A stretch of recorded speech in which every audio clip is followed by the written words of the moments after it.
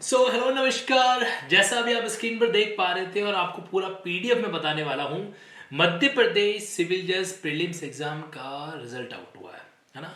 और mains exam के लिए क्वालिफाइड कैंडिडेट कौन कौन है, क्या कट ऑफ रहा है।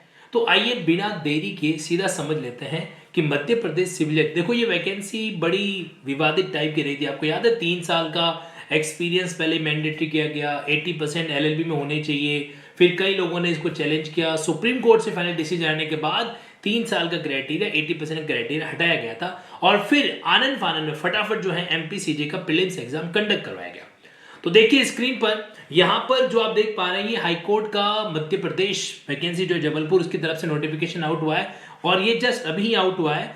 तो यहां पर कहीं कहीं जो है मैं देख पा रहा हूं, ऑब्जर्व है जो कर पा रहा हूं कि यहां पर इन कंटिन्यूएंस ऑफ द एडवर्टाइजमेंट, ये एडवर्टाइजमेंट नंबर था आपका और यहाँ पे सीधा आ जाइए नीचे।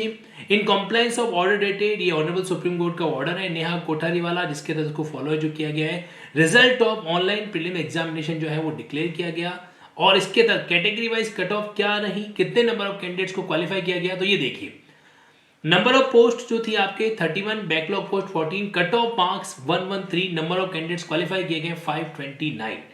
साथ साथ एससी कैंडिडेट जिनकी 9 पोस्ट, बैकलॉग पोस्ट 10 थी, इनका कट ऑफ मार्क्स 89 रहा, इनको क्वालिफाइड किया गया 126। तो टोटल मिलाकर आपके नंबर ऑफ पोस्ट 61 पोस्ट थी, बैकलॉग 134 पोस्ट है और 926 कैंडिडेट्स को क्वालिफाई किया गया। This is the cut off criteria जो आप स्क्रीन पर देख पा रहे हैं।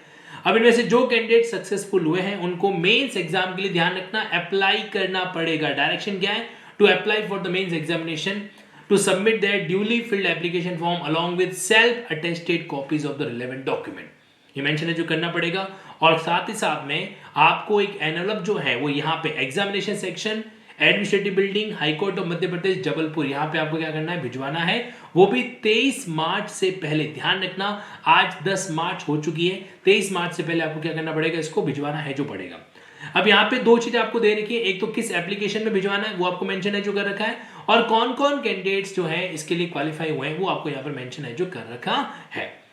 तो रिजल्ट ऑफ सिविल जज आपके सामने यहाँ पे जूनियर डिवीजन का क्राइटेरिया देखो, आज तारीख दिख रही है आपको 10 मार्च 2024। तो रिसेंटली आपके आउट है जो हुआ है। तो यहाँ पे application number wise general list of candidate के नाम मेंशन है जो कर रखे हैं, जो कि मेंस एग्जाम के लिए क्वालिफाई जो है। मिनिमम क्वालिफाई मार्क्स अनरिजर्व 90 और for OBC SC ST category candidate 82 marks यहाँ पे मेंशन है जो कर रखा है। अगर ये कट ऑफ है तो ऊपर इन्होंने क्या मेंशन है जो कर रखा है, कट ऑफ मार्क्स यहाँ पर ऑलरेडी मेंशन कर रखे हैं। तो यहाँ पर अच्छा ये कैटेगरी वाइज का कट ऑफ है जो हो गया, ठीक है। और साथ ही साथ में लेट्स सी चेकआउट करते हैं यहाँ पर क्या मामला है जो आ रहा है। तो ये सारे कैंडिडेट्स हैं जो क्वालिफाई हुए हैं, Debashish, Pradeep ji and many others. तो इन सभी को बुलाया गया है मेंस एग्जाम के लिए। बुलाया गया मतलब इनको फॉर्म के लिए अप्लाई करना पड़ेगा और इसके बाद ही इसके लिए एलिजिबल है जो हो पाएंगे। तो 989 कैंडिडेट, मैं सीधा नीचे आ जाता हूँ यहाँ पे डायरेक्टली लास्ट पेज पे, और ये आपको फॉर्मेट भी दे रखा है जो फॉर्मेट आपको अप्लाई करना है। कुछ डिस्क्लेमर है यहाँ पे कि result will be subject to the outcome of pending, एक पेंडिंग लिटिगेशन चल रहा है Devansh Kaushik versus state of MP, उसको ध्यान में रखा जाएगा। No right shall accrue in favour of any person by way succeeding in the prelim examination, मतलब इसका कोई अधिकार नहीं बनता है वगैरह वगैरह। और ये रेट पिटिशन का मेंशन ऑलरेडी कर ही उन्होंने दिया है।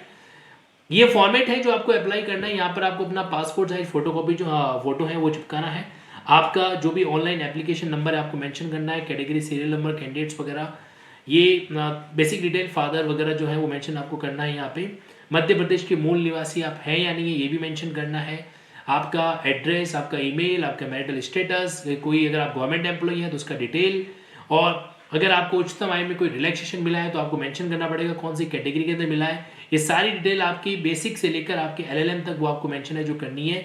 इन दिस वे ये फॉर्म आपको फिल करके क्या करना है, जो एड्रेस अभी मैंने आपको थोड़ी देर पहले बताया था वहां पे भिजवाना है। अब देखो मैं आपसे दो ही बातें कहना चाहता हूँ। पहली बात तो ये कि जो कैंडिडेट सेलेक्ट हुए हैं बहुत अच्छी बात है, आप लोगों को अभी तक रुकना नहीं है और अपने सफर को आगे कंटिन्यू है जो करना है।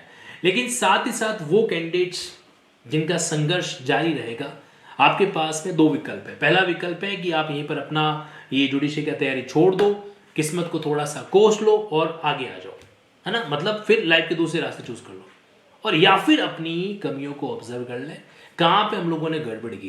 देखो यार दो ही चीजें होती हैं, या तो छोड़ना या चलते रहना। अब चलते रहना है, ध्यान रखना, छोड़ना वोड़ना ऐसे नहीं होता है। एक बार अपनी मिस्टेक जरूर ऑब्जर्व करें, कहाँ पे क्या गड़बड़ी रही, ताकि हमको आइडिया लग जाएगा कि हमें कितना और महत्वपूर्ण तरीके से अगला कदम उठाना है।